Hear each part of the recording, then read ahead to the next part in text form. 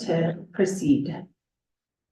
All right, so I would like to call to order this Mountain Lion Board meeting on June 26, 2024 at 10:05 a.m. Rhonda, would you like to do the roll call? Yes. Thank you, Chairman and members of the board. City of Flagstaff, Lori Matthews. Here. Coconino County. Geronimo Vasquez is excused. We are expecting his alternate Judy Begay to join at 11 a.m. And City of Flagstaff, Deb Harris. Here. Thank you. NAU, Josh Mayer excused, and CCC Kurt Stoll. Present. All right, thank you, Rhonda. Sam Short, you have a safety minute for us? I do, Mr. Chair, thank you. Today's safety minute is on evacuation kits. So it's that time of year again in northern Arizona. Not only do we need to prepare for forest fires, but now flooding in our area. One common denominator for both flooding and fire events is the possibility of being evacuated from your home with little notice.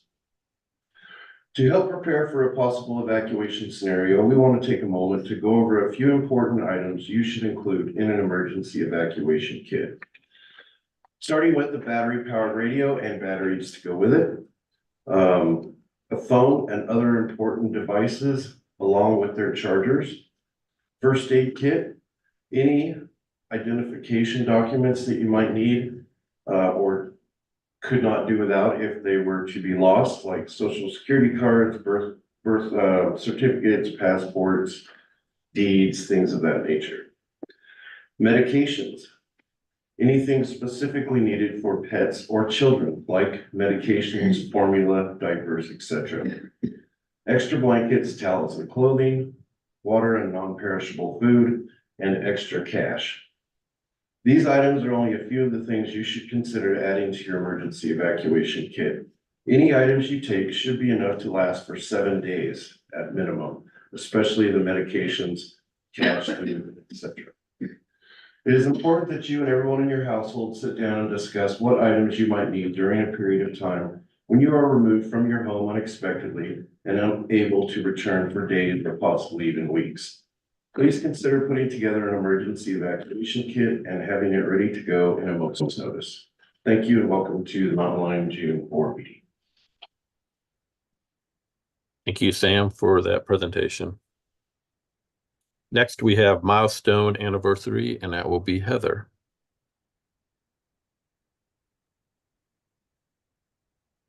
So good morning, Mr. Chair and members of the Board of Directors. We have 5 milestone anniversaries to share this month, and this is both May and June anniversary since we did not have a meeting in May. I'll start on the top left corner and end on the bottom right corner. Ann Dunno is celebrating her 10th anniversary with Mountain Lion. You probably are all familiar with Ann. She regularly attends meetings and provides updates. Ann is currently in the role of Capital Development Manager, although she started out in a limited appointment position designed to assist us with completing just a couple small capital projects. Little did we know how crucial Ann would become to our success. Ann has been a key part of completion of the bus storage facility, both planning and construction of the CDL training and testing facility, as well as the planning and construction of the Downtown Connection Center. Ann has accomplished so much in her 10 years and is a cornerstone to our capital planning efforts. Congratulations, Ann, on your 10th anniversary, and thank you for your commitment to excellence and your dedication to making our visions reality. Karen Moeller is celebrating her 10th anniversary. Karen is currently assigned to MetroPlan and serves as their administrative assistant, where she has applied her skills to assist in development of board packets, policies, and financial reports. Over her 10 years, Karen has fulfilled several roles at Mountain Lion, including paratransit driver, transit operator, dispatcher, ADA specialist, and customer service representative. She has always been willing to learn new roles and duties to help wherever she could. Even now, she continues to represent Mountain Lion at public events and can regularly be found driving vehicles. Lane Williams, sorry, I'm jumping to the bottom. Lane Williams is celebrating his first anniversary as our transit bus operator. Although Blaine has only been with us a short time, Blaine has proven himself as a skilled operator. Blaine excels at providing excellent customer service and is terrific with passengers. He's always willing to provide a helpful hand when needed, including sharing information when passengers ask for directions or points of interest. And in fact, just last week, I was at the Downtown Connection Center for Dump the Pump and Rider Appreciation. And I was approached by an individual that said, Blaine Williams is by far your best driver ever. And he knows where everything is in Flagstaff. Ty Holiday, still sticking on the bottom row, is celebrating his first anniversary. Ty serves in the role of Montoya Fellow and is an extraordinary intern for only being a junior at Northern Arizona University, which is why we actually asked him to stay on for a second year when generally Montoya Fellows only work for us for a year at a time. Ty brings a diverse skill set to projects from technical skills in programming, planning and mapping to soft skills in communication and teamwork, and he's an absolute joy to work with. And lastly, on the top row, right-hand side, Cody Weaver, who is here with us in the room today, is celebrating her first anniversary with Mountain Line. Cody comes to us from Las Vegas, where she served with several companies in a variety of human resource roles.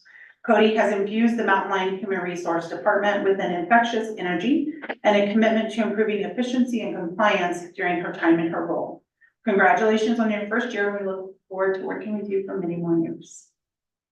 And with that, that includes the milestone anniversaries for May and June.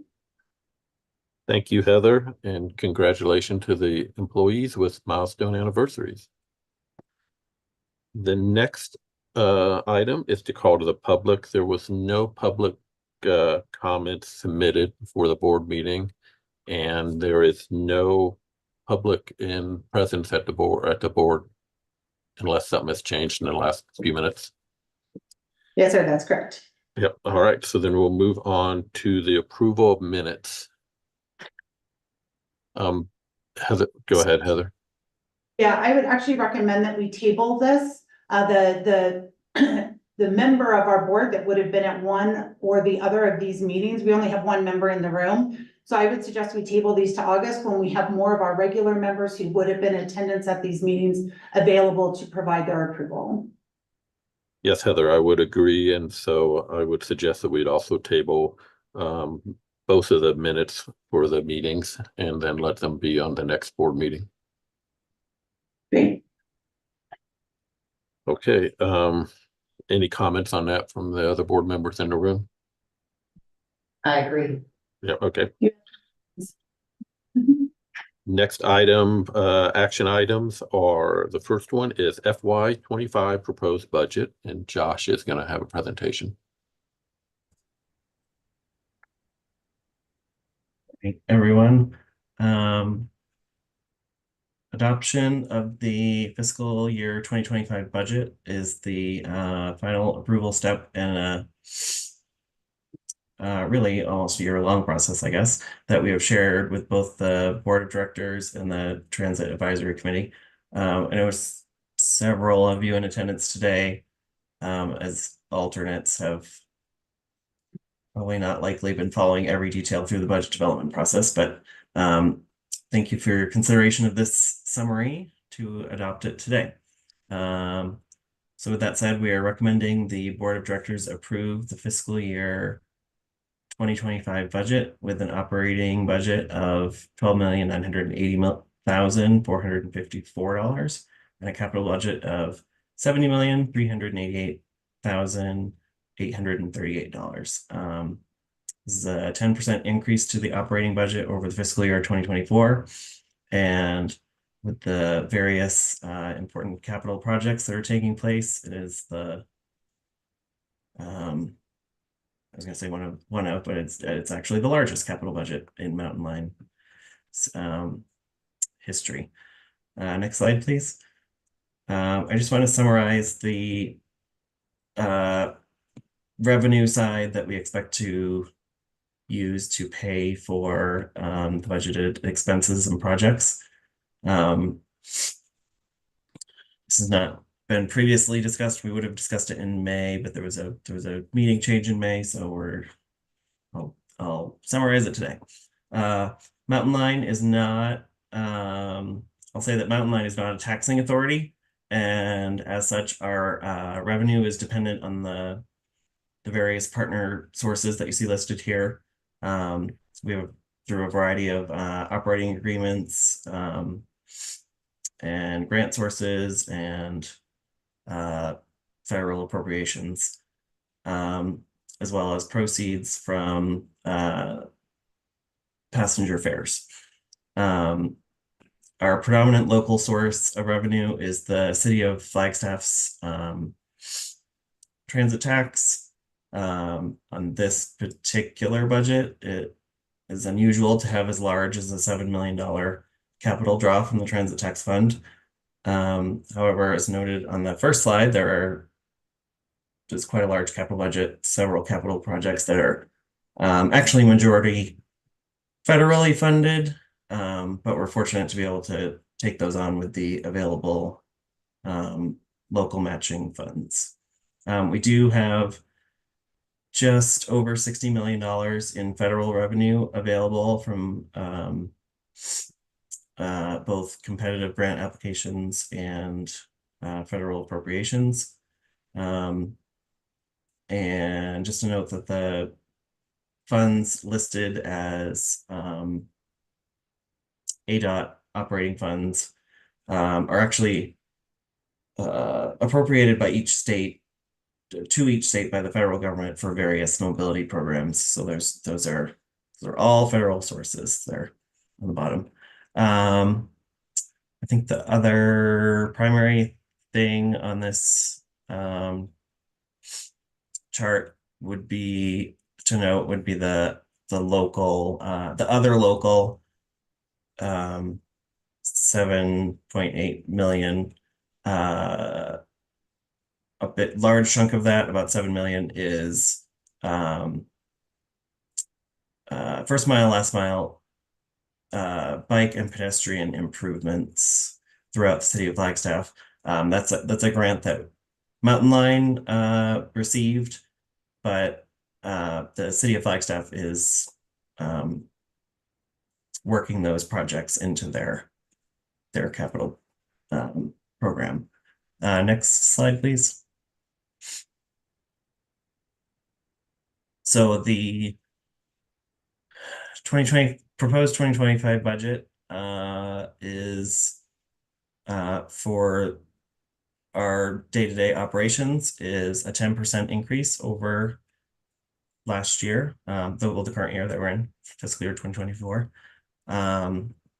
We've discussed in the last several months that there's been our approach to paying for the workforce. There's been a large and continuing and sustained over several years increase in insurance costs, as well as the costs in general for vehicle and facility maintenance escalating rapidly over the years. The capital budget is $70 million worth of projects. $47 million of these are already have been approved for the fiscal year 2024 budget. So those are carry forwards. Some of those things are like the completion of the Downtown Connection Center, and some vehicle purchases that we've not made yet due to the length of ordering and things like that, as well as the bicycle and pedestrian infrastructure I mentioned before. And that is really all I have. So we can go to the next slide is probably the approval words, but if I'm happy to take any questions before that. I have a Thanks. question for you. Yes. Chair, I have a question for Josh. Josh, can you go back to the slide that shows the revenues and expenses there. Just for clarification on the capital through the city of Flagstaff, is that a grant that passed through? Nope, That we're ma- this is all the City of Flagstaff Transit Tax Fund. Okay, so the total 13 million, part for operating, part for capital, is then the transportation tax that we're collecting currently.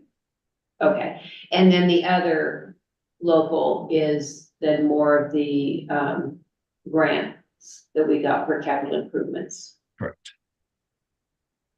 So if I may, Chair Stahl, Director Matthews, so the way that this is laid out, the federal grants that we receive as Mountain Line for transit projects are identified on the Federal Transit Administration line item. So we're using the 7 million in City of Flagstaff transit tax to leverage 55 million in federal grants for transit. Under the other local, that is a non-transit project in that we don't use the transit fund to provide it, although it was a transit grant that we obtained, and it's for making bike and pedestrian improvements along transit ways, but the city is incorporating it into their, I think it was Prop 418, Yeah. for those improvements. So that non-transit revenue is being used for that grant, and that's what's on the other local. The other two line items are specifically our transit projects. So on the City of Flagstaff Mhm. line item, taking from the transit tax, the capital investment of 7 million, that is mainly for our downtown connection center. It's, the two big projects included there are our downtown connection center's completion, which is a big ticket, right? Because we're constructing. It's also for the maintenance facility renovation that we will start here as we complete that facility down there. So those two large projects are both budgeted in the coming fiscal year. And normally, and in the future, we would not have that large of a Correct. capital investment Correct. from the Our- transit tax. Correct. Our reoccurring capital is normally somewhere in the $1 to $2 million range, just depending. But like when we buy vehicles, it goes up. When we have large facility construction projects, that will go up. But with the completion of the maintenance facility, we won't see another large facility in infrastructure project for many years. And so when we purchase a new bus, it would be on that line item. The local match would be, yes. Okay, Mhm. all right, thank you. And I think one thing we really talk too much about, I'm sorry, Chair Stahl, is all of this is in our 10-year financial plan so that we show what things like that one-time capital increase does to our fund balance over that 10-year period. And we didn't bring that fund balance back today, but we will certainly do it mid-year. We usually do it in October and May as part of the meetings where we look at that fund balance. But all of this spending, our fund balance is still above our fund balance requirement of 25% of our operating through 2034, Josh? I think it's 32. 32. And in the bond or the ballot question Yes, is not just a renewal, but a renewal with increase or It just is. an increase? it's a renewal with increase. So our current sunset's 2030. So it would push that to 2040. And then it would take it from 29.5 cents on $100 to a flat 50 cents on $100. So it's both parts, one question. I have a question. Yes, ma'am. For clarification. So from 29 to 50 Mhm. for the 10 years or Through 2040. so from 30 to 2040? It would go into effect immediately, so it would start collecting July 1st of 2025. And it would be in effect through 2040. Okay, so the 21 cents would every year of that, not spread out over the 10 years. Right, it's a every change to year. the tax rate, yes, ma'am. Yeah. And the goal is that amount of money, sorry, we're deviating a little bit, but the goal is that increase in the first couple of years will buy the capital infrastructure, so we use it for capital match. And then once capital's in place, then it will provide the operating. So instead of going out with two questions, we went with one amount that does both the infrastructure needed for service expansion as well as the operating of service expansion. And our 10-year plan assumes this, So our 10-year plan assumes this budget and its future implications. It does not include an assumption that that tax will pass. Okay. all right, Thank you, Josh. thank you, Josh. Thanks. Yep, good conversation. Any other questions? Hearing none, we'll move forward and see, do we have a recommendation for the proposal of the budget? I don't, you had the slide up there for the We'll actual move it's a recommendation. couple slides forward. Yeah. To the motion slide. Yeah. Yeah. So Chair Stoll, Board Member Matthews, moved that we passed the fiscal year 2025 proposed budget for a total expense budget of $83,369,292 with an operating budget of $12,980,454 and a capital of $70,388,838. Thank you. Do we have a second? I will second it. With that, we'll put it to a vote. All members in favor, please signify by saying aye. Aye. Aye. Any nays? All right, the 2025 proposed budget passes unanimously. Thank you. All right, thank you, Josh. The next one is the wage increase, and that's going to be presented by Heather. Thank you. So thank you for passing the budget, and now I'm before you asking for an off-budget approval, and I apologize. This all came very quickly, in a recommendation, and we really felt like the most transparent way to do it was to have you adopt the budget, since we had already gone through all of those presentations with you, and then bring this back as an off-budget request versus modifying the budget at this late hour. So I also want to notate there is an error in the staff report. So if you reviewed the staff report for today's meeting and for this item, there is a typo under fiscal impact. It says that the impact is $761,000 and some change, and the savings was estimated to be in the staff report. It says that the savings was expected to be $691,000, making the impact $70,000, and that was incorrect. It is, we were offsetting the off budget by $464,000 in savings, and we have a rough estimate of $300,000 in unbudgeted impact. And I'll make that clear as we go through here, but I wanted to notate there is that error.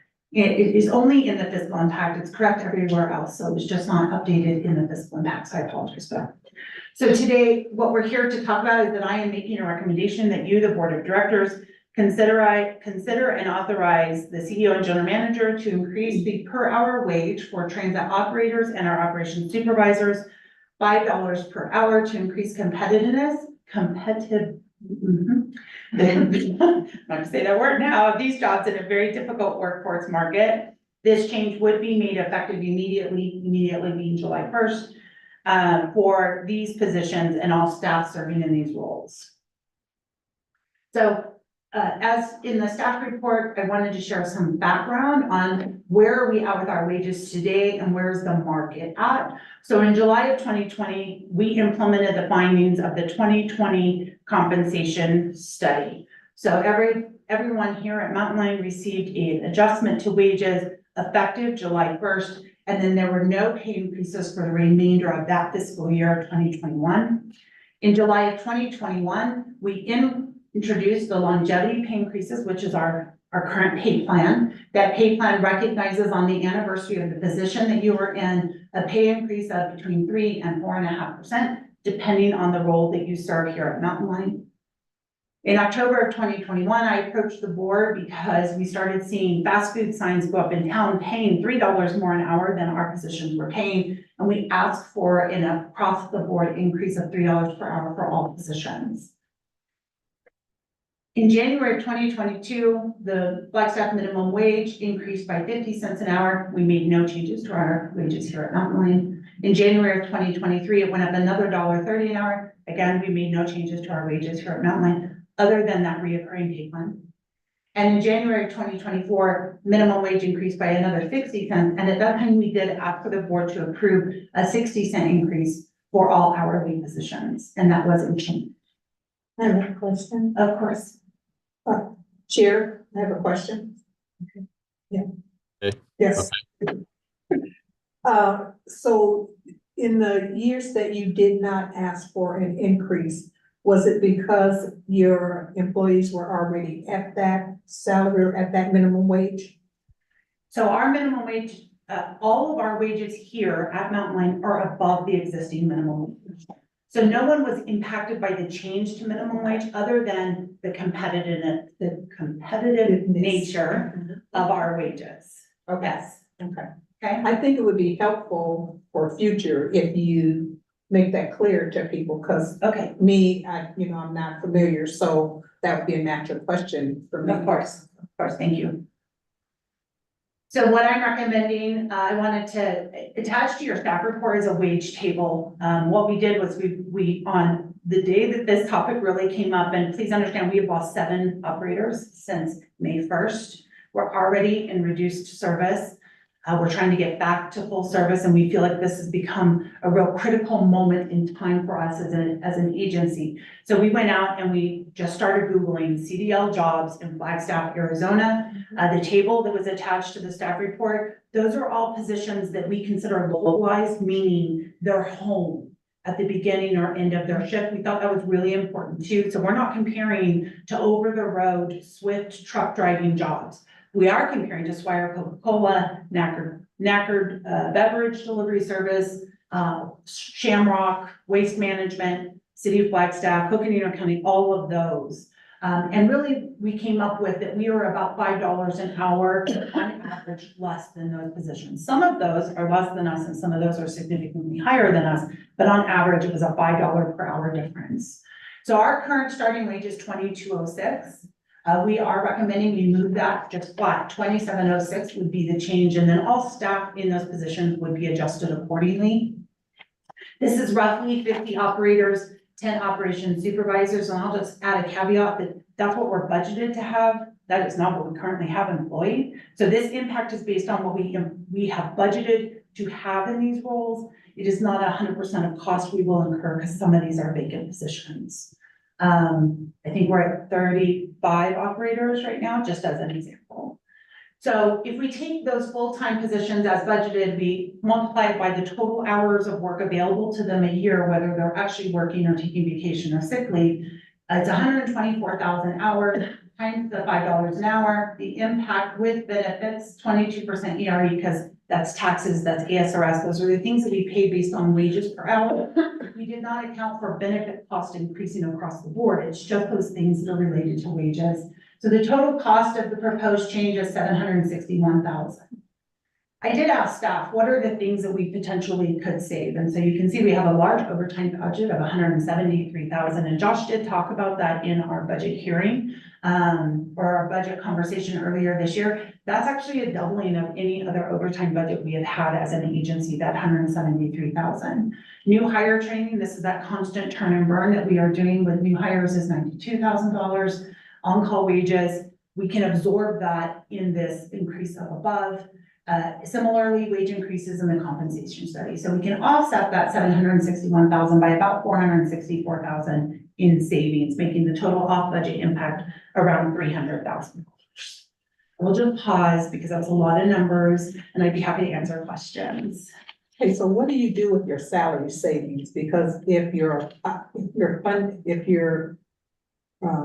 proposed for 50 operators, 10 supervisors, and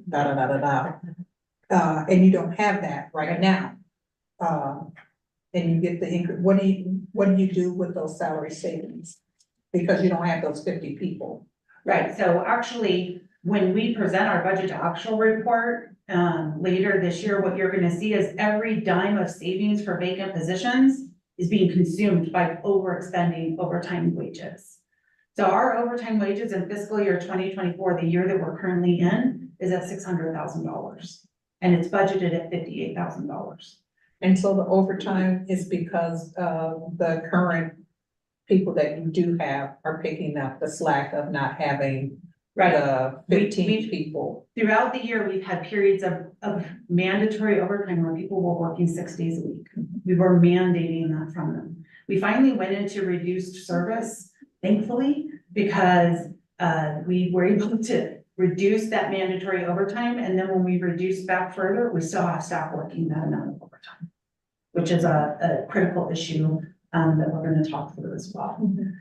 But let's play that out, because I think your overall question is, if there are salary savings here, we don't actually expend these funds, that anything that we don't spend on any given fiscal year stays in the transit tax fund balance for future year services. Mountain Line only pulls from the transit tax what we spend from the transit tax. Did I get at the root of your question? Okay. Any other questions before I go to the next slide? Heather, I have a question. So if this increase is put in, do we compete with them from a benefit standpoint? It sounds like we would compete from a wage standpoint, but how does our benefits compare to the groups you've matched up against? Thank you. That's a really great question. We know that within the public sector here, because we all participate in the same insurance pool, that we're very competitive. We have several employees that work for us that also work for other jobs in the CDL market. And we don't hear concerns that we don't offer enough benefits. So we really feel that our benefit package is very strong. It's our wage package. And so one of the things I also put in the staff report is that we want to draw in professional CDL drivers. And in order to do that, we would have to be competitive with the wage of being offered for those positions. But the benefit package, we do not have concerns with. I'm looking at Cody and she's shaking her head. Yes, that's correct. And I all think- of that all of that will be evaluated in the compensation study, which the board asked us to do several months ago. We still intend to do that. And we did test this $5 with the contractor to say, hey, if we go ask for this $5 right now, what are the chances you're gonna come back and say, it should have been $3, because right then we're upside down. And they said, no, they are already identifying the $5 or more. So I have a question then. If we're already gonna do the compensation study, then that's not a savings, because we're doing it. We're not saving, we're not having to do it, correct? So this compensation study savings that's marked on here is specific to these two positions. We have additional budget capacity for other positions to be considered. And that's how much it costs to have a consultant. This is what we assumed would be wage increases as a result of the compensation study. The actual budget for the consultant is not included here because that would not be a savings. We will have that study done. And will you, in the coming slides, then talk about, do we have the capacity with what we just approved Yes, to cover this? that is in the staff report that we have tested this in in the full fund balance, and it is within what we can do. We do not go in the red. All right? Just one more question, and I just thought about this. And this is a couple slides back, but don't go back. Okay. So how does FUSD fit into this in terms of their drivers? Are they higher, lower, whatever, one of them? FUSD is lower than our current wage, so this would make that discrepancy even greater. And can I piggyback on that? Because it's something I thought about. I know for the summer, we have discontinued 2 routes because kids are out of school. Correct? Somewhat, Somewhat. yes. So that leads me to assume, say that lightly, that we have 2 routes that are providing services to the school district. So let me talk a little bit about our route structure. So what we have in the summer is that we pull frequency off of Route 10, which serves Northern Arizona University, which is, instead of having 4 vehicles running on that, we have 2 vehicles running on that. We don't reduce service 100%. Then we have what we call deviations, where routes that exist in our community serve the schools during the school year, but they still run the regular route when the school is not in session. So there's no savings of people. actually, when we talk about the difference in deviation, there is on Route 10. However, we were operating those 4 vehicles using overtime because we don't have the staff. So right now, that's lessened the burden on our staff for overtime demand, but it doesn't change the 50 operators that we have budgeted or the 10 operation supervisors. All of that accounts for these schedules that we have to meet our service needs. Now, we do have reduced service in place that is not a result of the school. So Route 2 and Route 4 and actually Route 10 have all had reduced service in place since November. And that was strictly driven by the amount of staff we have available. So for example, Route 2 should have 20-minute frequency, 3 buses. And since November, it's had 30-minute frequency with 2 buses to reduce probably about 1.5 staffing positions per week. I'm sorry, I don't have that exact number. Go ahead. Well, just to finish up, so Yeah. my question and when I saw that on social media was, if it's besides the university, if we're able to reduce service when the high school kids or elementary kids, I don't know who all rides the buses, is not utilizing our services, then shouldn't the school district be paying us?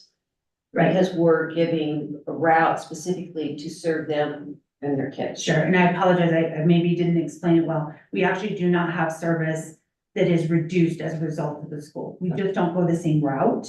But we actually don't have any service in place specifically to serve FUSD. We are selling them bus passes and their student is using our regular routes.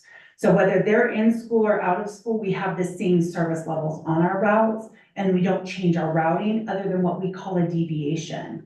So for example, we have a route that goes over Cedar Hill. When school's in session, the route will go from Cedar Hill at the light, Gemini, and we'll go back to basis, make a turn and go back out and then continue on Route 2 across town. That's a deviation. So when school went out of service, we just don't make that deviation, but the bus still runs on Route 2 and it is the same number of vehicles.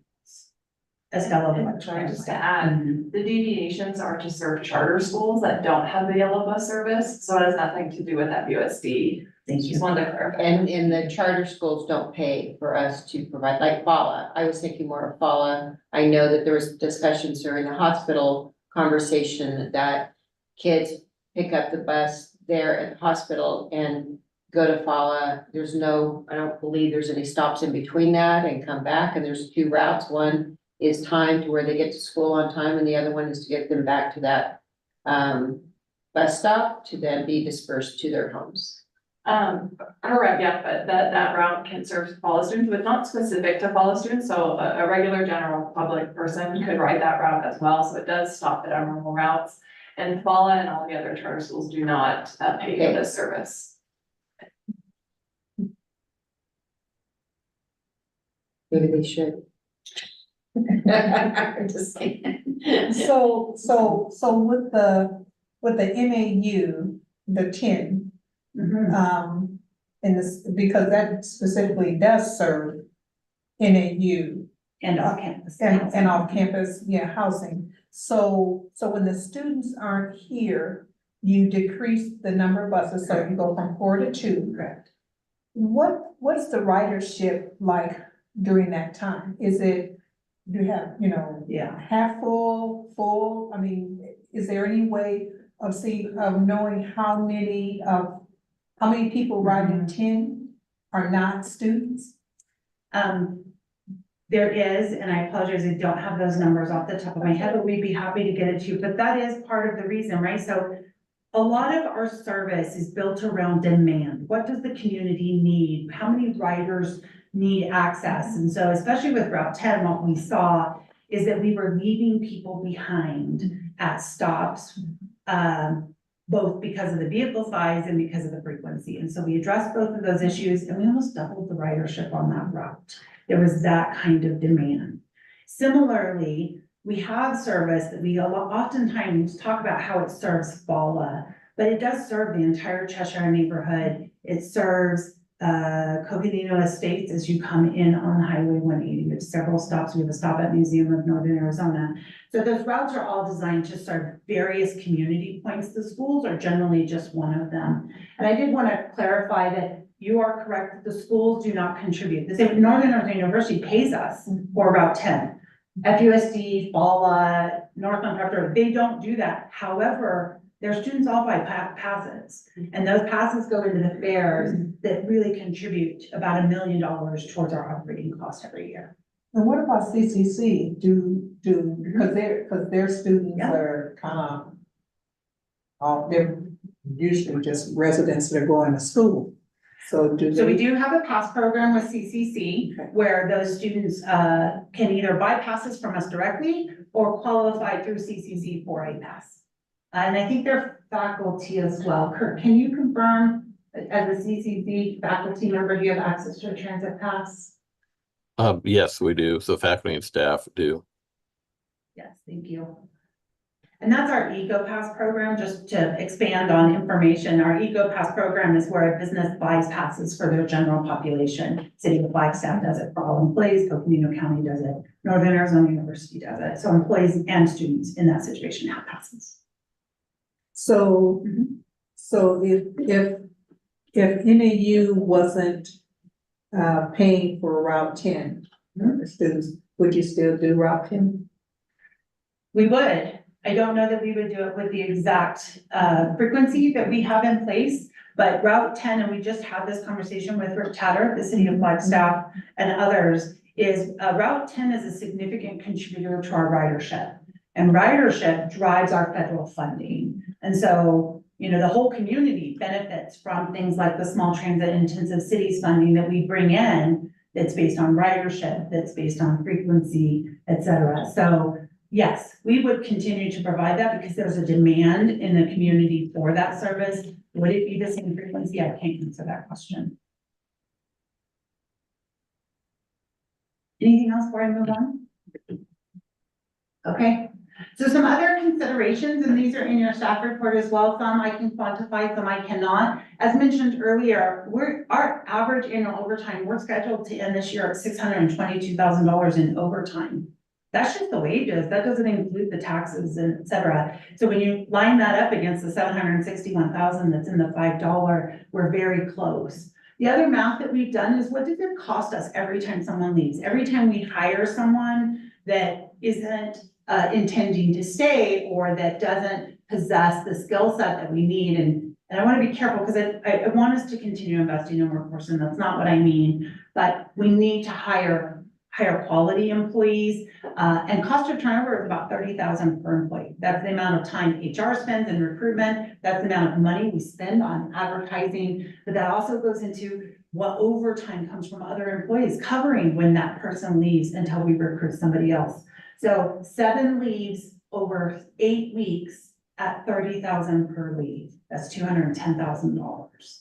So cost of turnover is high. And when you're on the low end of those competitive wages, we're the training field for Swire. We're the training field for NACRD, for Shamrock, for all of these other institutions. And I will tell you, one of the things we looked at too with all those competitive jobs is, do they require so much experience in order to hire them? And they don't. So it's not like we're even edging out on that one. They also don't require experience.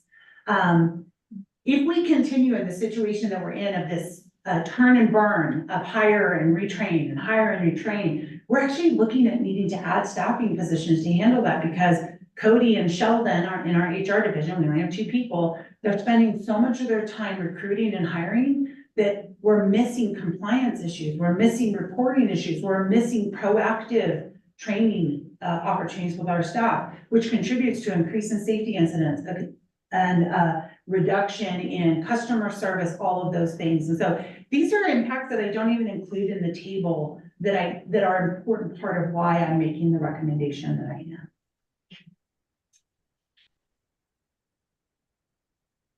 So with that, and as mentioned in the staff report, and thank you, Director Matthews, for asking, this, although it's an off-budget request, it is within our fund balance. through 2032. There are things that we as an agency will have to talk about if that transit tax is not successful in November. One of the things I hope to be able to do is actually come back to the board in August and talk a little bit about advertising revenues and how we might be able to use those advertising revenues to offset this cost, at least in the current fiscal year. But for today, I am asking for you to consider a $5 per hour increase specifically to our transit operators and operations supervisors only, so that we can become more competitive in our job market. And I put in my staff report and I'll read because I think it's important. The unpredicted impacts of not doing this include overworked and burned out staff, increase in safety incidents, decline in customer service, and we slowly erode the service and reputation we are so proud to deliver to our community. And in a time when we're asking the community to support additional transit funding, we think it's really important we be at full service and we be the professionals that we want to be with qualified, skilled staff and full service. And then as a reminder, In-N-Out Burger recently hired workers to take orders at a counter, push buttons for $19.50 an hour. They don't even have to count change anymore. The machine does it for them. These workers are not required to have any skills upon hire, and our operators and supervisors are required to operate a vehicle worth over $1 million in mixed traffic and challenging situations while providing excellent customer care and safety for an average of 1.6 million people per year.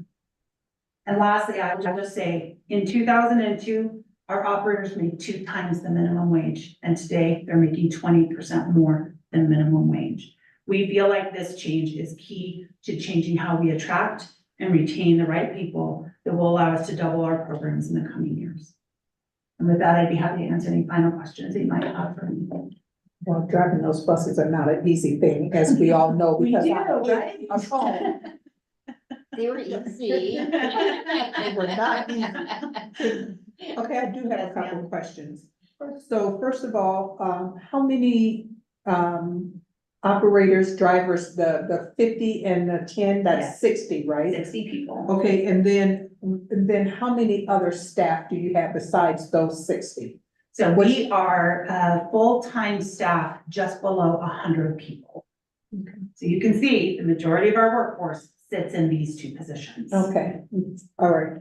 And so, and this has nothing to do with, well, it does have something to do with this, but some businesses, and you are a business of sorts, are looking at trying to figure out how they might provide housing for their employees. Yeah.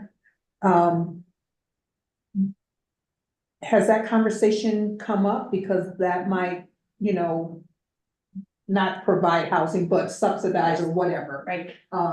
So we have a housing program here at Mountain Line. We've had 5 people move through it. It is a loan program, but it allows people to obtain cash assistance from us to secure housing. First, last month, security, even rent if it's just tight. We've used that both with recruitment and also retention. We had 3 employees threatening to leave because of cost of housing. We retained them all. They all still work here. We've had 5 other employees we helped get into housing while they were employed here. All of those housing assistance loans have been paid back. We've had nobody default on them. So that is something we continue to pursue. And just a preview, there's going to be a conversation soon. So if you'll remember, we own a piece of property back here that is zoned for high density housing. And in our world, we were thinking we are going to sell that property, and we've been talking to the city about how we use that to build workforce housing. And one of the negotiations will be, we want some of that for our staff. So it is a key and critical point. Yes. And then the last question, is that NEU has 20-some thousand students. A lot of them live on campus. Some of them are coming from all kinds of amazing backgrounds, and especially some of our vets. Have we thought, or do we do part-time? We do. We do, okay. We do. And do we try and reach out, because in the summertime, they're not taking classes and stuff, and I'm thinking also about FUSD, their drivers aren't driving during the summer. Do we try and use them? Yeah, we pursue every avenue. we see something that says, come to our art fair, we go with an employment booth. I mean, we are at every event we can possibly be at. We target specifically, the veterans, we target specifically, people that are coming, into job placement centers. We have gone into, recover people who are being reintroduced to society from maybe a criminal background or something else. Our jobs are open to them. They do have to pass a background check. They do have to pass drug screenings. Those are federal requirements. But the background check is very focused on violent natured crimes that make you an unfit candidate for these jobs. But yes, we are everywhere we can possibly be trying to make these jobs available. I have one question, and you may have already covered it, but just to clarify it in my mind. So this is a significant increase and if you've watched city council meetings and we've had executive sessions just regarding supporting personnel workforce, we know it's an issue. And we've always been very supportive, but how did this come about as a kind of an emergency decision when we've been working on the budget? Why wasn't it built in? Because we've known about this, right? That it's been as minimum wage increase, our competitive margin was decreasing. So we've been bumping along. And if you go back through current events, you'll see Heather comes in one month and says, we are doing fabulous. And then the next month I'm like, we're in trouble. And it's just been this back and forth, this tug of war. What really to me became an urgent item, one is this conversation about doubling service in the next couple of years and garnering public support for additional funding in order to do that. But there's also this, like I said, we had 5 people leave within 3 weeks. All of them citing wages as compared to cost of living in Flagstaff. We've had other people leave, but they haven't cited it that clearly. And then since those 5 left, 2 more have left. And so we just feel like this is an urgent issue because I've been saying to the board, we're going back to full service in August. And I have staff that work for us that say, hey, if you go back to full service and mandatory overtime, count me in the leads. So I feel like we have to fix that problem. And again, Mountain Line in our policies and all of our goals and objectives is competitive wages, investment in our workforce. And when we can do a quick research of 12 different employers here in town and see that we're not even in the middle, we're on the low end of those wages. To me, that it was clear evidence of, and that's why I elevated this to an urgent concern. So I'm supportive of bringing their salaries up. I think it's necessary. I am disappointed. It is what it is that, especially with the ballot question coming up this year, that people are gonna pull our budget. And it's not gonna be reflective of, an extra $700,000 in expenses that the day that we approve the budget, were understood. So. Where do our employees, land in terms of AMI? Do they need it? Are they? Well, who I'm asking that question? Okay, when you say AMI, can you expand on that? Well, are they like 100% of AMI? Or are they 100? Are their salaries, Are they they qualify salary? for Yeah. affordable housing? Low income? Yeah. I actually don't know the answer to that question. I don't think we query our employees in that way to know whether we're talking a single person or a married person with a family that would impact their eligibility for programs. I don't know that we've ever done that. No. And I would tell you what 50% of our workforce has families here in this community. Yes. We used to be really reliant on retirees and that has changed. We are hiring a lot more young people with families. I'm sorry, I don't know the direct answer to your question. Yeah, it'd just be kind of interesting to see where our employees fall. I mean, it's not a deal breaker or anything, it's Right. just kind of curious because they may qualify for some other kinds of services that might be helpful to them, that doesn't make them feel like they're begging. Yeah, and we do regularly provide information to our staff on what resources are available in the community and ensure that they're aware of them. Okay. Yeah. And Chair Stahl, if I can, I would like to say, I forgot to mention this earlier, I did meet with Supervisor Vasquez, our Coconino County Board member. I also met with Councilmember Sweet, one of our City of Flagstaff members, and reviewed these items with them, knowing that they would be absent today, because I really felt it was important that if they had concerns that this item be tabled or altered, and both of them were supportive of the recommendation before you. I really respect and appreciate Director Matthews' comments. My background is in finance, and I don't like to come to the board with off-budget requests. And we've done it now 3 times, and every time it's been over wages. So we will work harder to ensure that we're looking down the road further than today as we prepare budgets. But I think the leaves snuck up on us. We really thought we were in a competitive place until late spring, when we started losing at such a rapid rate. Board member Matthews is correct that, you know, with that ballot initiative being, the question being on the ballot, folks are gonna start digging. Have y'all thought about doing some open houses in terms We of will be. budget stuff, you know, Yes, ma'am. so that people can understand, because if they're gonna vote, Yes, ma'am. some folks are gonna wanna know, what am I voting for, and what am I getting, and how come you didn't do this, and blah, blah, blah.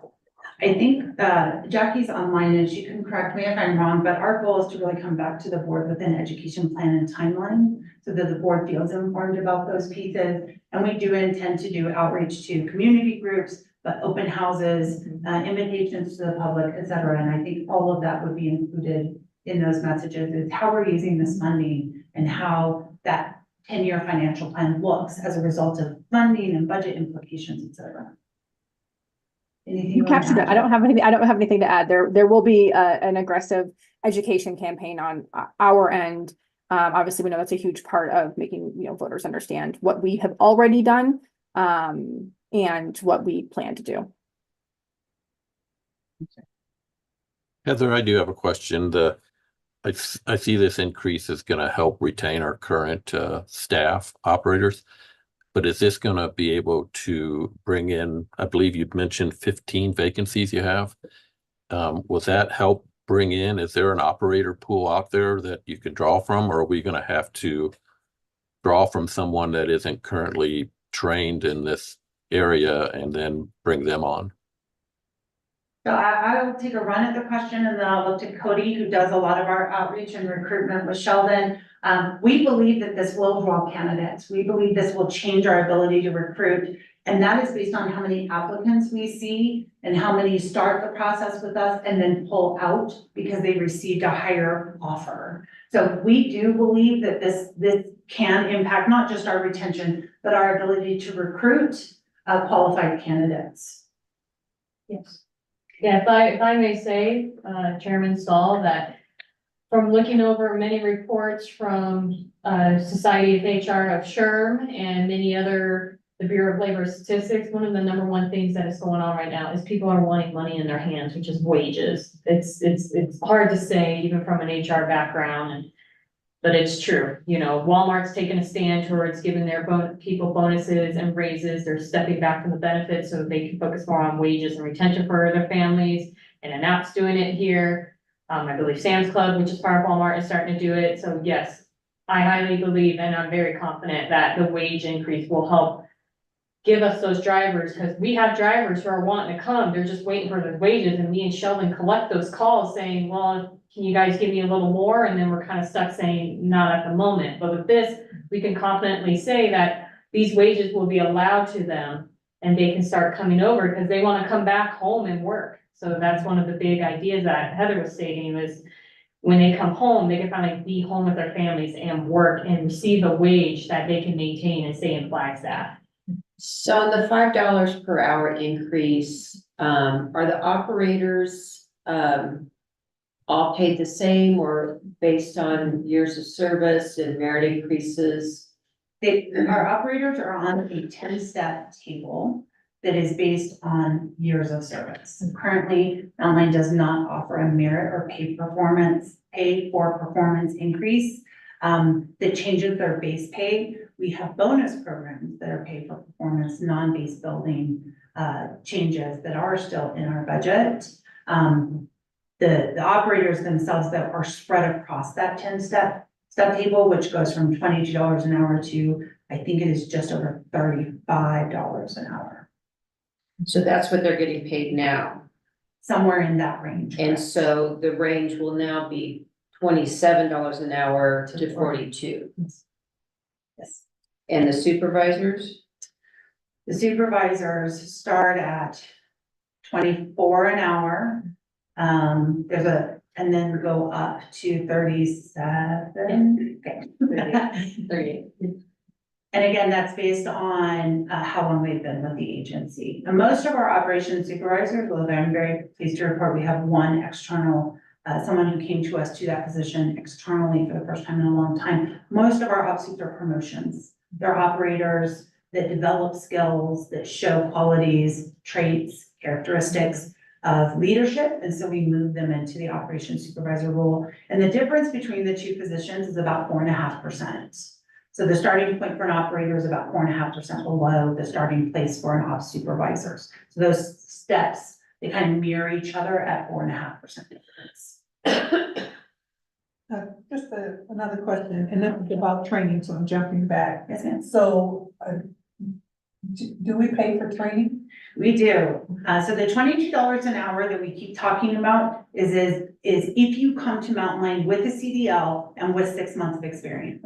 So if we hire a candidate that does not have those two things, we have training wages that we offer them at, and then we move them to that $22 an hour within 6 months of their hire if they complete their CDL.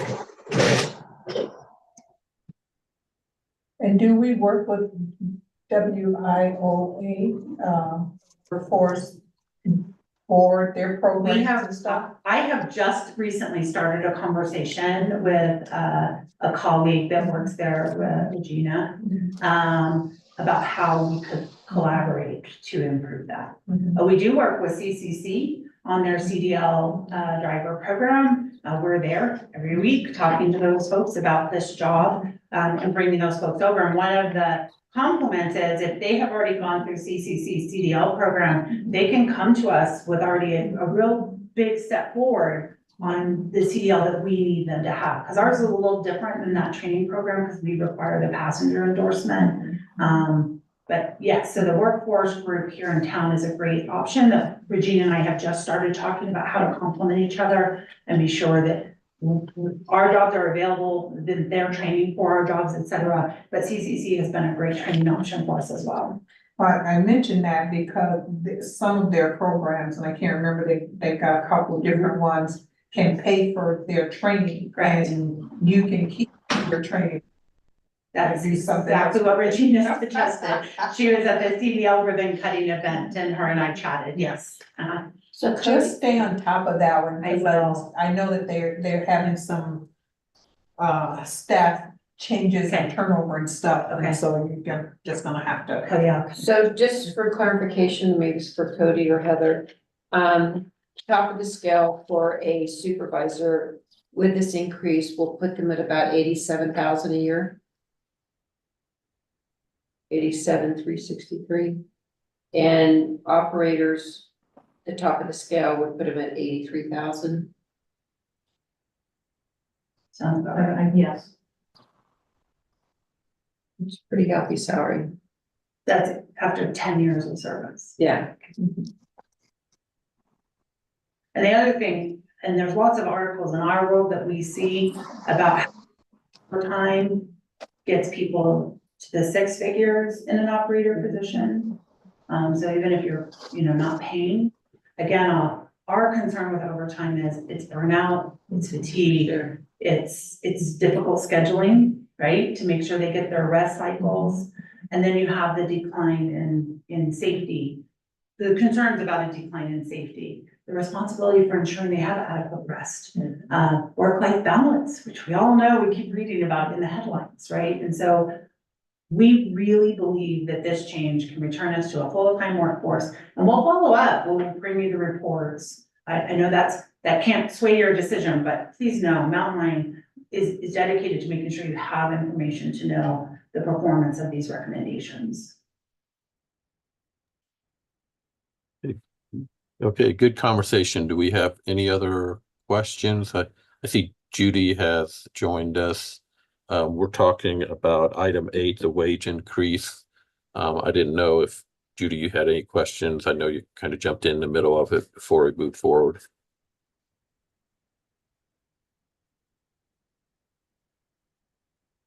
Not hearing anything, I'll take that as okay. Are you good, Judy? Wait, I'm trying to get to a location where it's not too loud. I just wanted to say that,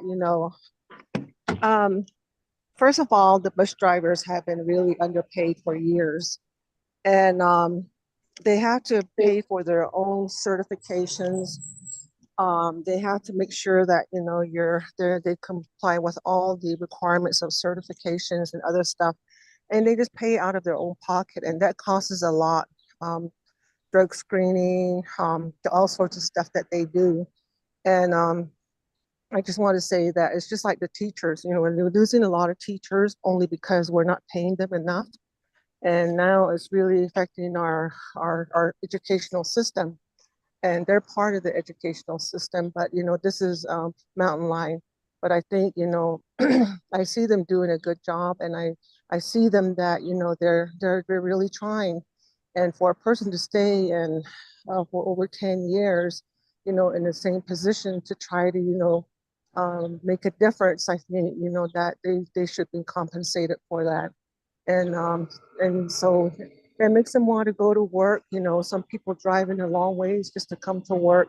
They have to pay for their gas to come in, from Loop or other areas. And, so there's a lot of factors that play in this whole discussion that we're having. So I just wanted to put that out. We say education is more important, and that we need to, treat them, I think, because I guess I'm just saying that, they have to be compensated at some level that, they're with, because of the cost of living increasing and stuff like that. So I just want to put in a word like that for that. I've been in the educational system. I've been, in various capacities, and I see a lot of people leave because they're underpaid, and especially with the cost of living right now. And they're forced to be driving in a long ways just to get to work, and then they go back really late, and then they have to come back up again. Even though the road are treacherous, they're still up and running the buses. So I just want to say that I've been on the phone, and I'm just outside a place here, and it was really noisy, so I kept hopping in and out. But that's what I wanted to say, and I just want to say thank you for the consideration and having Heather put it on the table for discussion. I greatly appreciate that. Thank you. Thank you. Thank you, Judy. Any other questions? I'm ready to make a motion. Okay, I'd like to move that we approve the wage increase effective immediately and authorize the CEO and general manager to make those changes.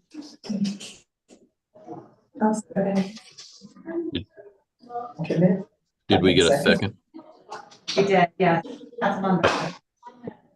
All right, any other discussion before we go to a vote? All right, everyone in favor, say aye. Aye. Any opposed? Motion carries unanimously. Thank you, Heather. If there's nothing else on that one, then we're ready to move to number 9.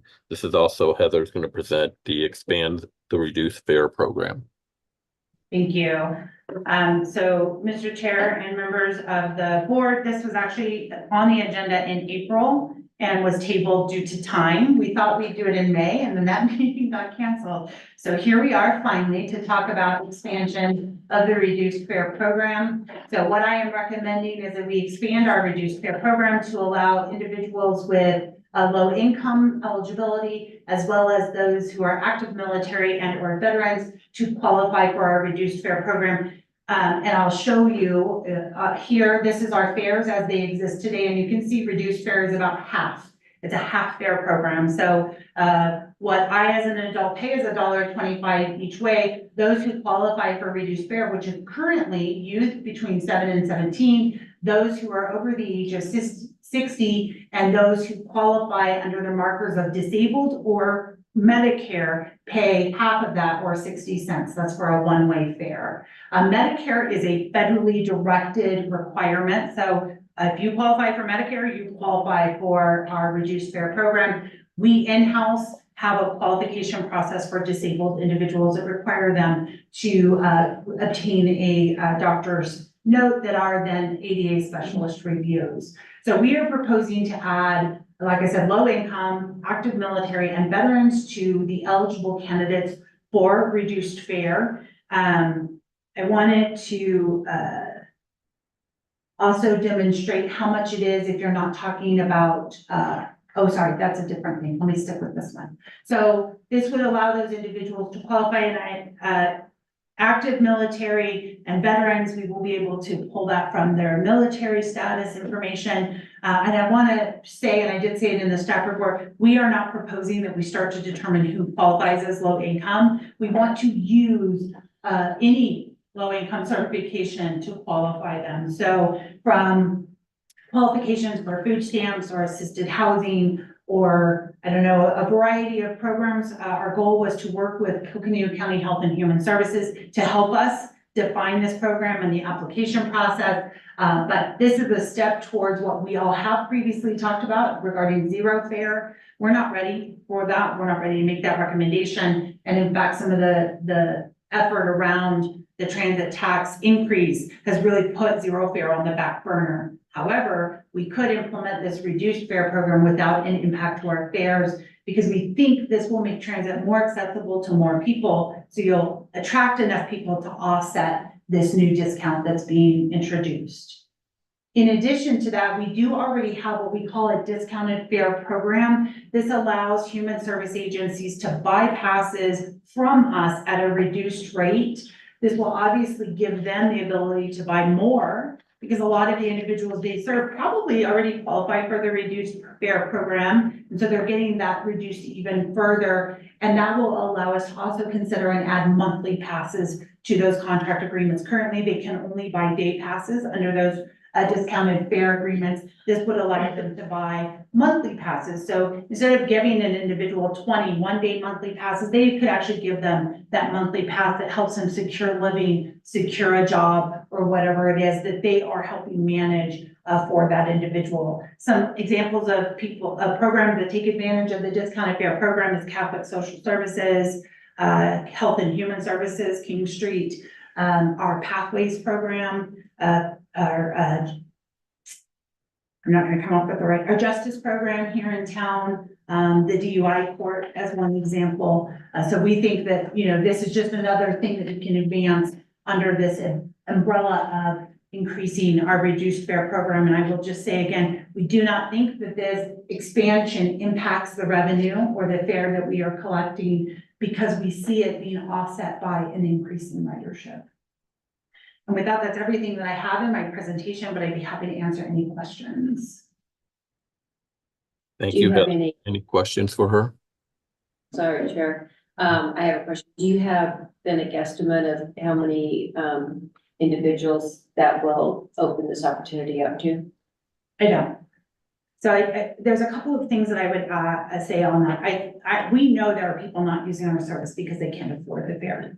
We also know there are people abusing the disabled label in order to qualify for reduced fare. So we think that this helps make that program, the disabled program, a little honest, if you will, for riders who really needed that label. It prevents people from falsely making statements and jumping through hoops, when in fact, the reason they need reduced fare is because of low income and not a disability.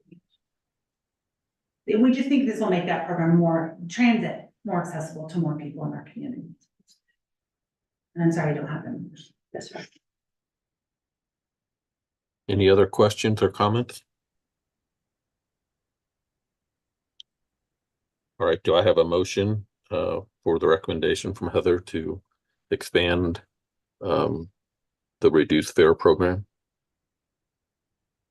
Chair, this is Director Matthews. I'll move to expand the reduced fare program as stated above. Thank you. I need a second. I'll second. Okay, second. Okay, Deb. Yes. Yep. All right. Everybody in favor, please say aye. Aye. Any opposed? Hearing none, that passes unanimously. The next one is Heather again for zero emission bus transit next steps. Great, thank you so much. This will be, I think, my last item, at least for a moment. So we are bringing back to you today an update on the zero emission bus transition plan. So if you'll recall, we've been saying for the last year that we would bring back data and facts to help us make a determination whether we stick with the adopted zero emission bus transition plan or deviate to order more hybrid electric or other vehicles. And so I'm here today just to summarize the facts as we see them and the decisions as we see them and confirm that everyone supports just continuing with the zero emission bus transition plan because we are in need of ordering more vehicles and so feel like it's very important to have this check-in. So several months ago, Busy presented on the performance of these vehicles. And just as a reminder here, we have our New Flyer, which is one of our battery electric, a Gilead, another battery electric, two different battery sizes on those vehicles, and then our hybrid. You can see the performance of efficiency per mile. The New Flyer's performance is higher, but I believe the range on that is lower because it's a heavier battery. I'm not recalling, I apologize.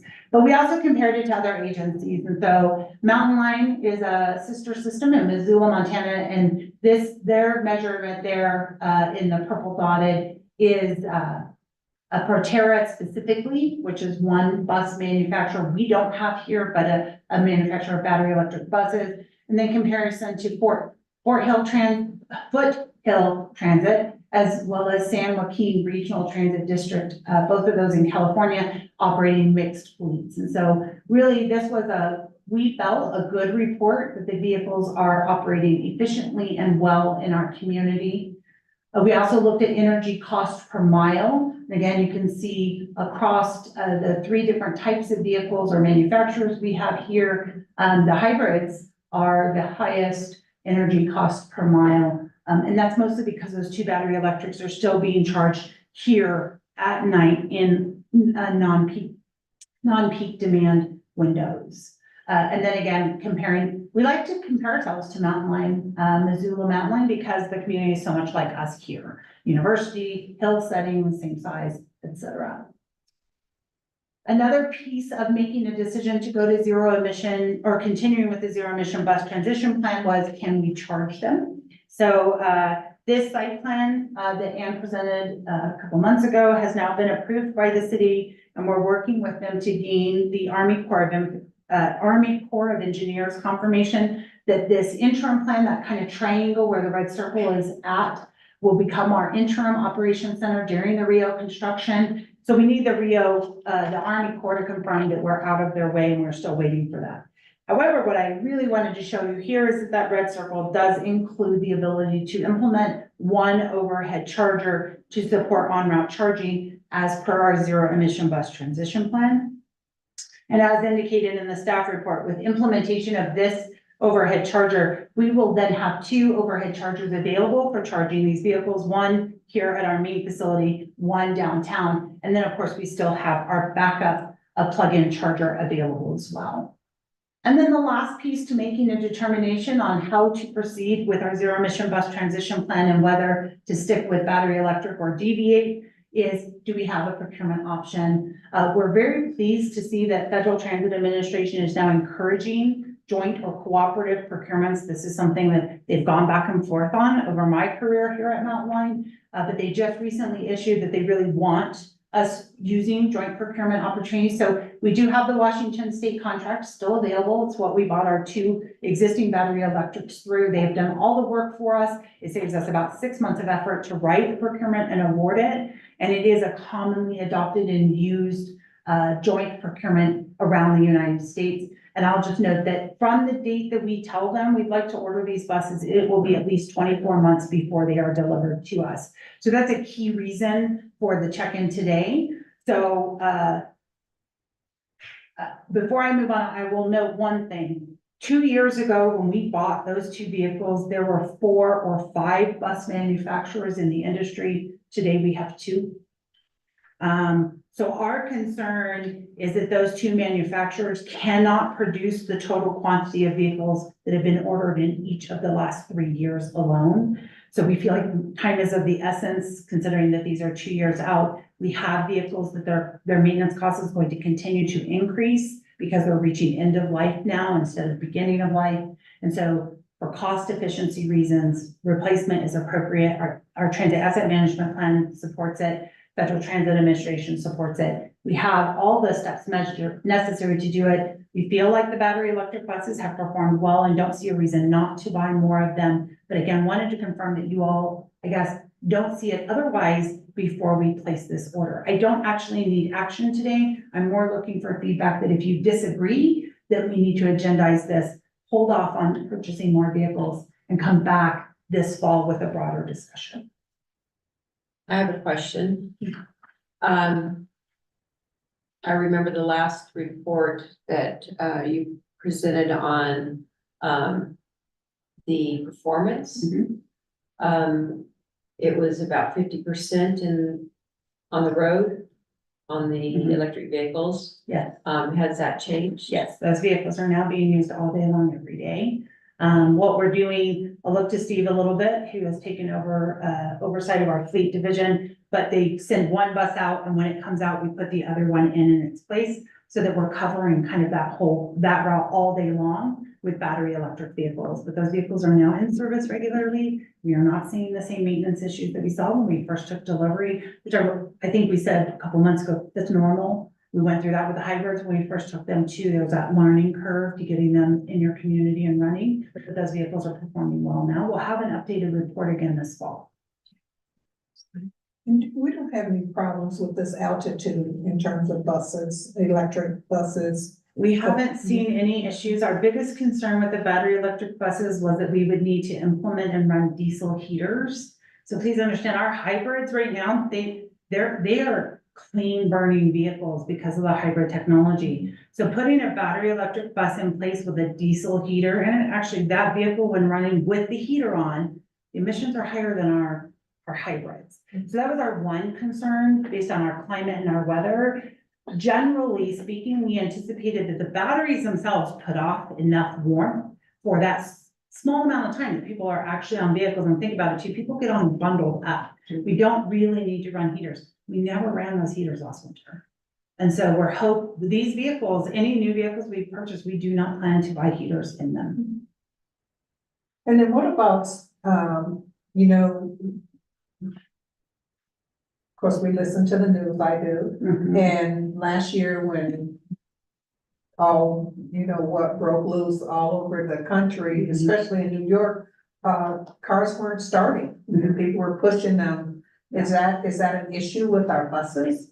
We have not seen that issue here. And there's several things that we do. One, our buses are stored inside a heated bus garage, which helps them with their start capabilities in the morning. The engine lasts longer because of it. All the components last longer.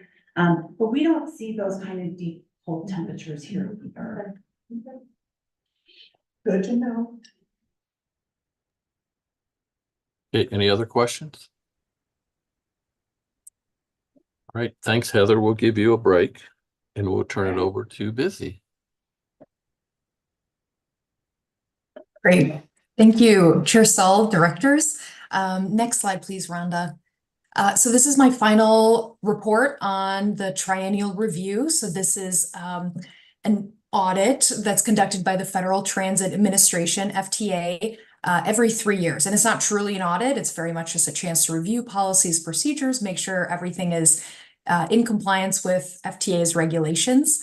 So we had our on-site review pictured here in early May. We had the FTA reviewers here touring our facilities, putting a whole lot of staff in the hot seat, as we talk through compliance measures and how we do it.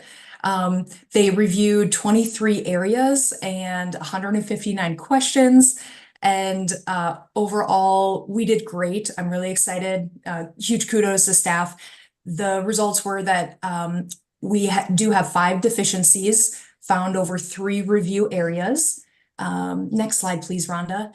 And for comparison, last triennial review, we had 0 deficiencies, which is exceptional. And the previous review, we had 11 deficiencies in 7 review areas, which is a little bit more common. And so listed here is the corrective actions. I am seeking board approval on this corrective action plan. And this is in addition to the 6 draft policy updates that staff are seeking on the consent agenda.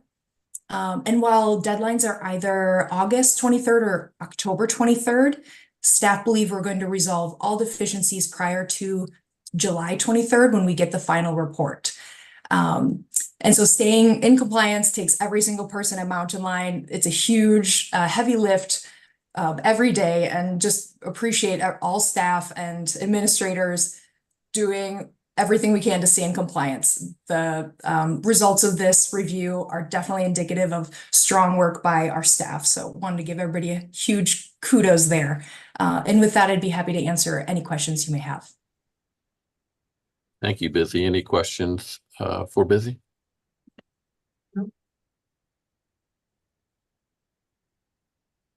It's like you're on top of it, Busy. All right, not hearing any other questions. Do we have a motion to adopt the tri-annual review correction action plan as presented? I'll move. I'll second I'll it. recommend. All right, now we'll take a vote. All in favor, say aye. Aye. Any opposed? Hearing none, the tri-annual review corrective action plan passes unanimously. Thanks, Busy. Thank you. All right, we'll move to the next item. We're back to Heather again. Great.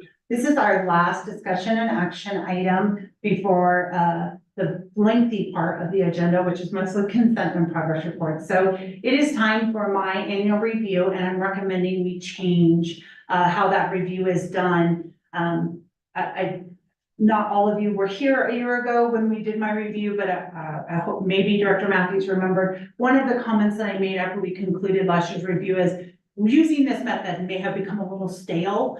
We saw a lack of participation and we saw some static results. And really a review should provide us results that we can act upon. And so I am recommending a change. So this is an action item. As the staff report included, the goals of the 360 feedback that we've used for the past 3 years has been confidential opportunity to provide feedback, inclusion of our board and our TAC and the Mountain Line leadership team, and the ability to evaluate successes, strengths, identification of fatal flaws and areas for development.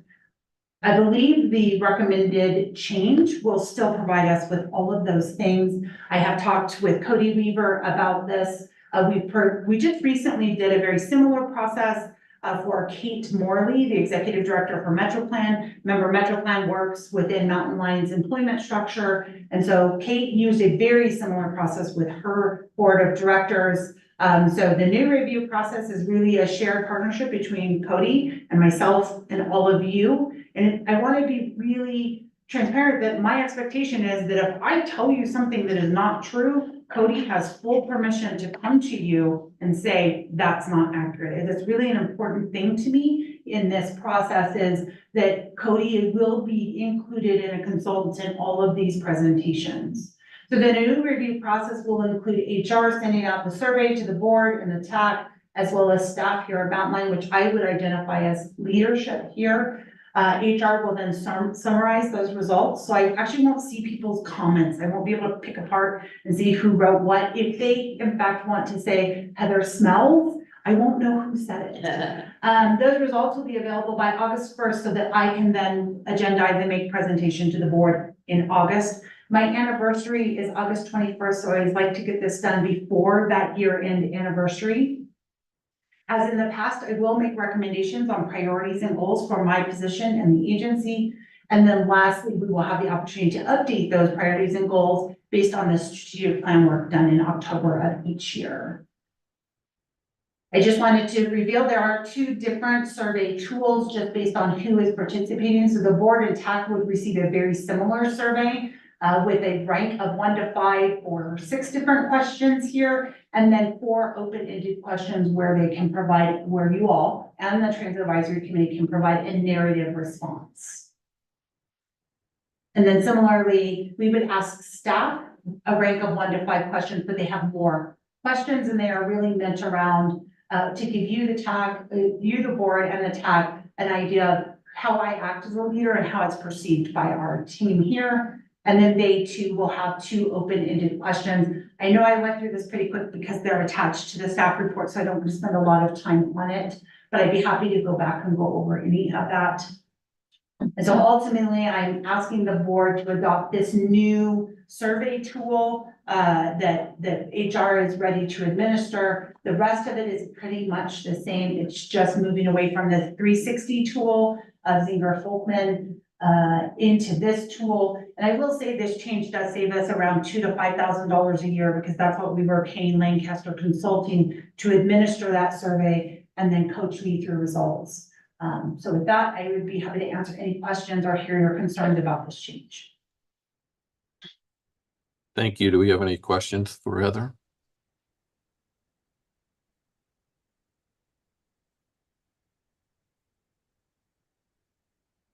Hearing no questions, we'll move on and see if there is a motion to adopt a new standard for procedure for completing the annual performance review of the CEO and general manager effective July 1st, 2024. So moved. Do we have a second?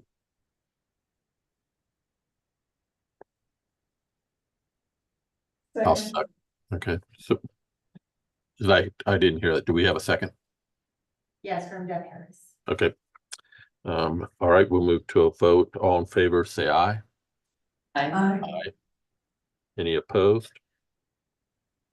Hearing none, the review process passes unanimously. Thank you. The next item is the consent agenda. The consent agenda covers items 13 through 20. There is no presentation on any of these. If there is a board member that would like to have any questions or any more information on anything in the consent agenda, it would be pulled out, tabled, and then brought back to another board meeting. With that, is there a move to approve the consent agenda? So moved. And I'll second. All in favor, say aye. Aye. Any opposed? Okay, the consent agenda passes unanimously. And then the next item we move to is the progress report. Except for item number 26 on the progress report, there's no presentation or discussion of these items. Again, if a board member has questions or would like to have more information on the progress reports, we can definitely pull it out and bring it back for another board meeting. With that, I will turn it over to Heather for her to talk about summary and current events. Great, thank you. I would like to start with some anniversaries that we don't consider milestones, but that we still celebrate for our staff here. So Jimmy Gray on the top right there is celebrating 19 years with Mountain Line. He is a true long-term asset to Mountain Line, not only in his skills as an operator, but a 1 in a million personality. Jimmy is always in the best of moods. I've never seen him frown. And he infects others with his charisma and humor. Jimmy qualifies as one of the most reliable and qualified employees at Mountain Line. Jimmy has worked for us on and off for the 19 years as a part-time employee and actually retired from Northern Arizona University grounds and facilities team several years ago and continues to really be a key part of how we deliver services. Ryan Mitchell, another transit operator celebrating his 3rd year here at Mountain Line. Ryan can be counted on to navigate our transit route safely and with a strong sense of courtesy for our community. He's a strong example of excellent customer care and is able to pull on his long history in Flagstaff to assist our customers and resolve questions about stops near destinations. Dave Wessel, actually an employee assigned to MetroPlan, he celebrated a lot more than 4 years, but MetroPlan came on as our employee, 4 years ago. Dave Wessel has been a key part of MetroPlan for over 27 years. Most recently, he helped develop the package of projects for Prop 419 for the city of Flagstaff. And there have been many other efforts that he has been part of that has reshaped our community. MetroPlan and many projects in the city, county, and even within transit simply wouldn't be the same without Dave's touch. Aaliyah, top row, far right-hand side, is currently celebrating her 2nd anniversary at Mountain Line. She did come into the position as finance coordinator recently. She started out with us in our front desk and accounting position. From assisting with trainings to taking on new benefit and payroll procedures and assisting the front desk and more, we do so appreciate Aaliyah's willingness to jump into any need and truly be a well-rounded team player.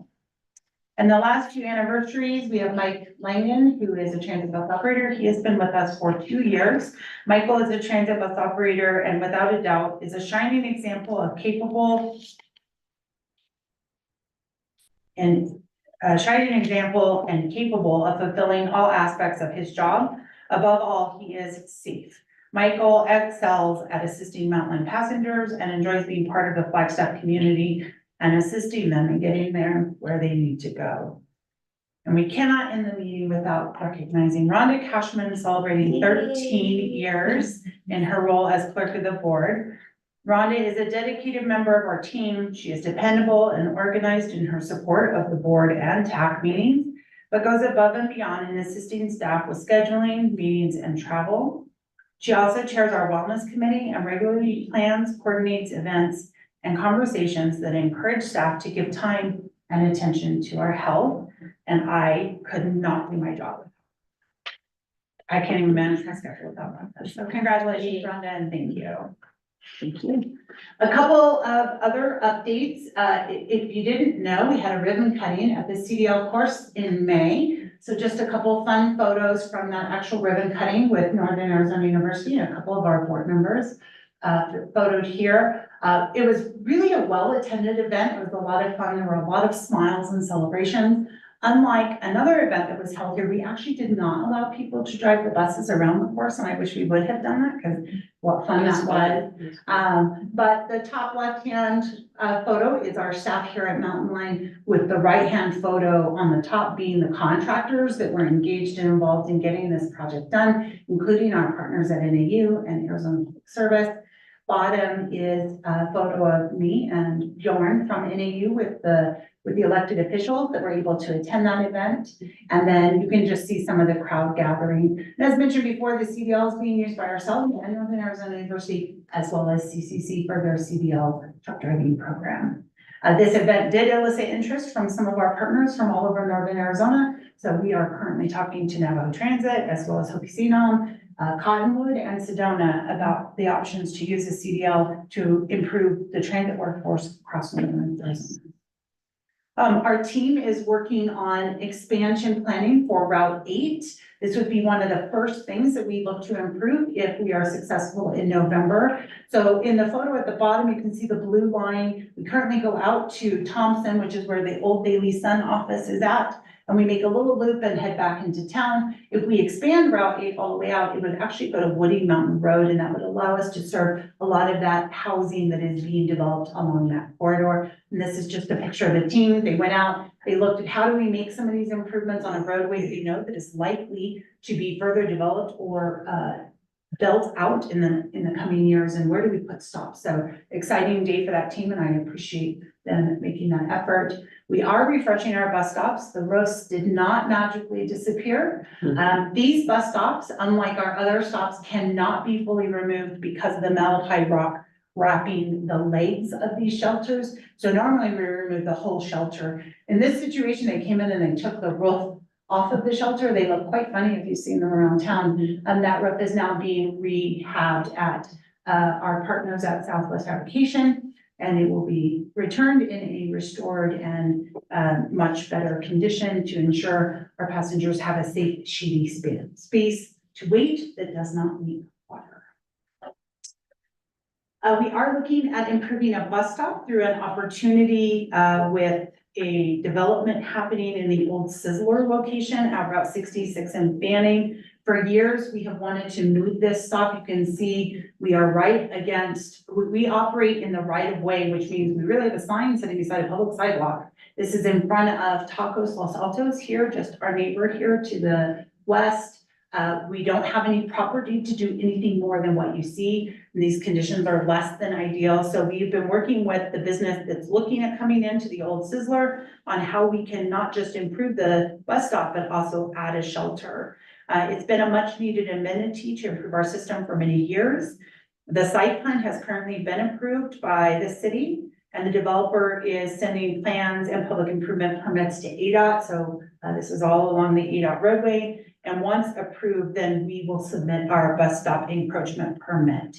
So the timeline is about 6 to 9 months. So we could be in our new location in March of 2025. And we're very excited about this opportunity. This is a very popular bus stop, and it is very difficult to wait for the bus there because you're blocking the sidewalk for pedestrians. Our team visited our sister system up in Montana, the Mountain Line. And the reason that we went there is because they are ahead of us in going electric, and we wanted to hear about their lessons learned. A couple of things our team came back with is that going electric impacts more than just our fleet team and our operators. Almost the whole agency has a role to play. New fleet technology transition will always take more time than we have anticipated. We too are learning that. They encouraged us to have patience and a positive attitude. So I'm really glad the team members that went are all key in our delivery of this transition as we continue to move that way. Matthew Baker, goes by Baker, sorry. He's our mechanic 3, really leading the effort around our continued efforts to go to battery electric.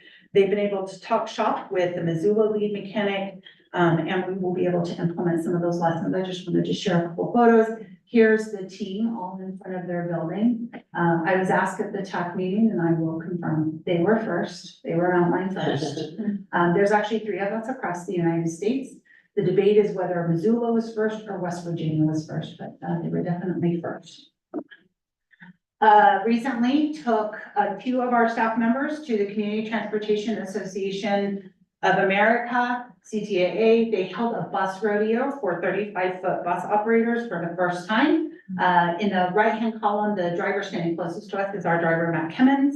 Matt took on this challenge bravely. He had never participated in a rodeo. And then when we got there, the bus was not the size he was anticipating. And part of the testing was done on vans and not buses. And he has never done those functions inside of a van. So we're very proud of his courage in taking on this challenge and driving that vehicle. He's actually in that vehicle there. That's a picture of the 30-foot bus that they took the test in. And there is Danny and our trainer, Danny Barbie. I'm sorry, the driver is Matt Kimmons. The trainer is Danny Barbie, and Danny attended as Matt's coach. They both are working with Nick Johnson, who competed in the Tucson Bus Rodeo also this year, on how to develop and implement a bus rodeo here for our team members. And just because I love to show you pictures of the Downtown Connection Center, this picture is actually quite old. I was so excited to tell you all that the crane was delivered. The crane's actually gone already. But here's some things that we got done with that crane. The crane came on and it put all of our pillars. These are our CLT beams. Do I have that acronym right? Oh, I think I have the acronym right, and we'll jump in and tell me if I'm wrong. But this is that lumber that we brought in that's part of our sustainability efforts. So we had to have the crane to help set those pillars. And then you can see they've actually started even putting in the beams of wood. Those are lifted in place as solid units. And here it is. This is weeks after those other photos. This is the second floor of the building, actually. And you can see how beautiful those beams are. I'm actually really sad that we're covering them up because I think they're gorgeous. This is standing in the building looking towards the jack. This is on the ground floor in what will be the entryway of the building.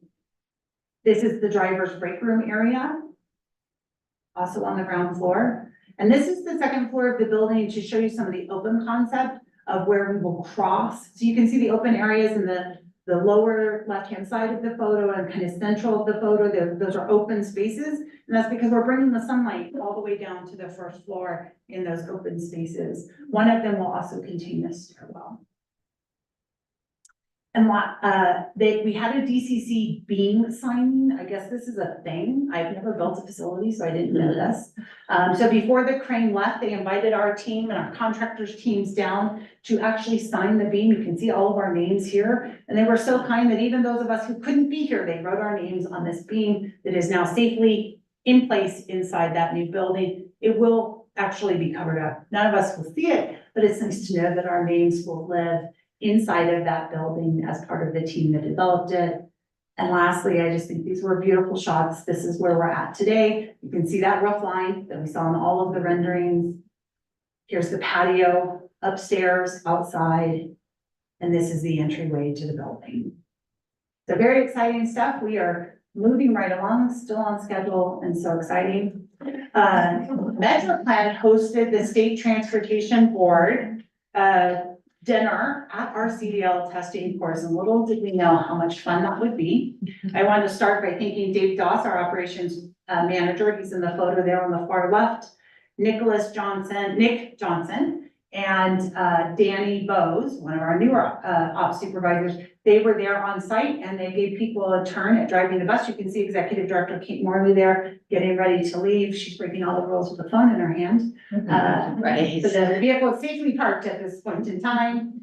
Here's some other individuals that participated. On the right-hand side, that is ADOT Director Jennifer Talk, who took a spin out on the transit course. And we're so grateful to have her support for multimodal and transit programs, a big change at ADOT, which we're excited about. On the left-hand side, you can see there are County Board of Supervisor members and a couple State Transportation Board members. I apologize, I don't have a photo of the City Council members that were in attendance together, but I have some of them driving the bus.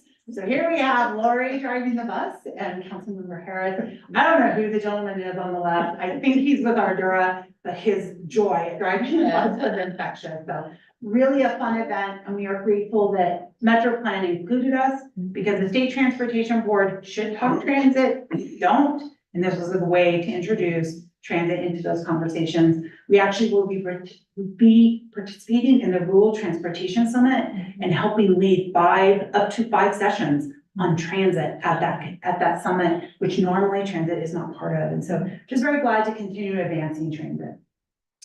And lastly, I think it's lastly and in closing, I wanted to let you know about our summer barbecue. This is one of our 2-time-a-year events for our employees. We will be hosting a barbecue here at Mountain Lion on July 25th from 12 to 2:30 in the shop up north. Our fleet team, they love to cook burgers for us and they're delicious.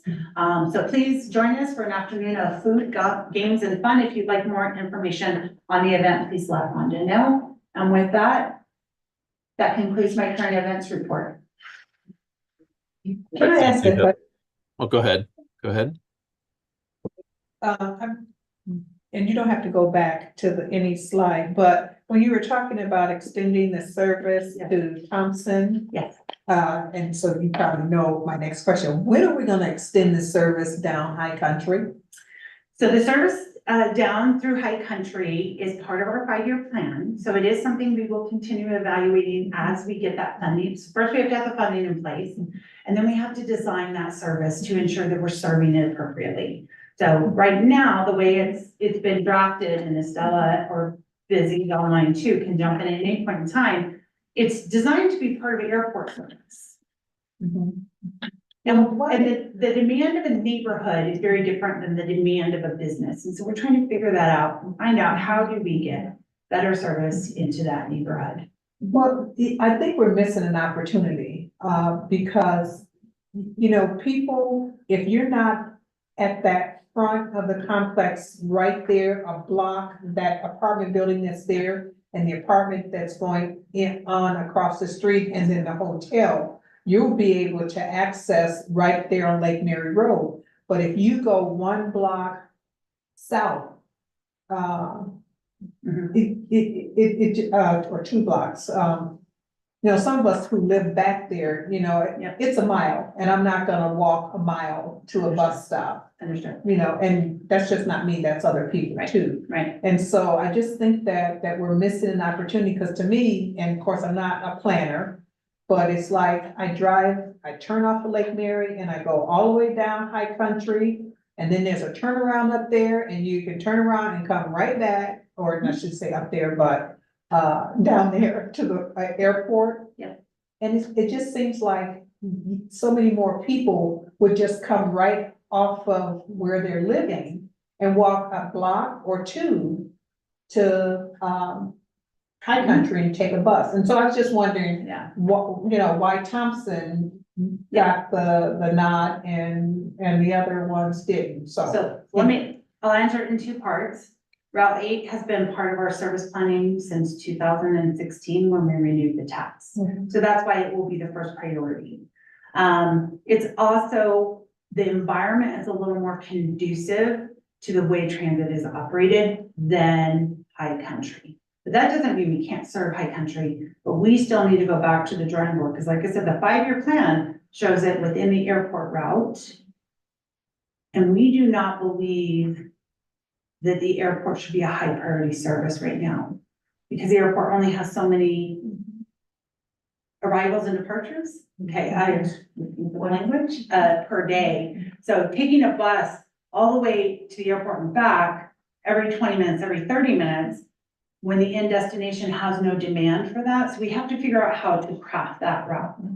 It is high on our list of things to look at. I just don't have an immediate plan for it. And it will need to be funded under the tax expansion. Route 8 expansion also will have to be funded under the route expansion. It was just designed many, many years ago, so it will be our first order. But that doesn't mean we haven't heard the concerns about how we serve High Country. Anything else?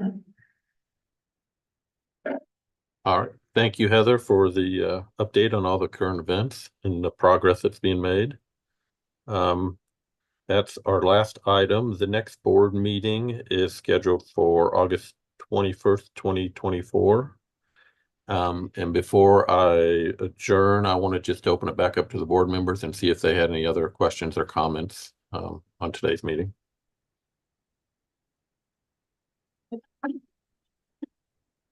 All right. Was that a question? I didn't. No, we're good here. Okay. All right. All right. And hearing none, then I will adjourn the meeting. Thank you all for your time. Thank you. Yep. Thanks, everybody.